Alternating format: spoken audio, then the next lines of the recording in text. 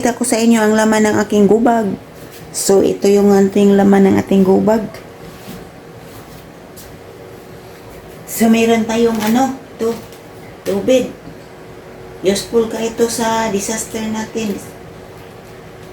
Yan. Tapos, ang ating raincoat na plastic. Tapos, mayroon tayong face mask. May tubig tayo. Ayan, mayroon tayong tubig. Pwede pa tayo magdagdag ng guys, maraming items dito sa ating bag. Marami pa itong kulang.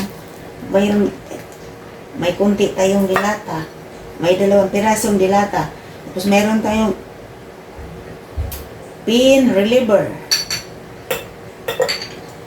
Ngayon, mayroon tayong ating flashlight. Flashlight natin. O, diba? Flashlight. Mayroon tayong garbage bag. Magagamit din natin ito guys, just in case of emergency. So, mayroon tayong glue stick. Umiilaw ito siya sa gabi. Pagpaakit ng tao. Kung babaliin mo lang siya ito, umiilaw yan siya sa gabi. Mayroon tayong konting ditong biscuit. Ayan. Marami pa ni itong kulang. Napakaraming kulang pa. Pero, dagdagan mo pa natin. So, ngayon, nandito yung ating medicine kit natin. Ito yung ating medicine kit. Kung mayroon tayong yung gauze o elastic bandage. Tapos mayroon tayong dito. May bandage tayo.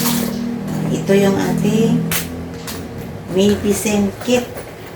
So, ngayon, dito ko nilagay yung aking mga gamot. Yung maintenance, mga gamot. Ayan, dito yan siya nakalagay. Yung ating pang-BP. Mayroon tayong dito pang-BP natin.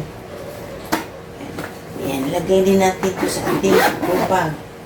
Tapos yung mga importante natin ang gamit, dito natin siya nilalagay.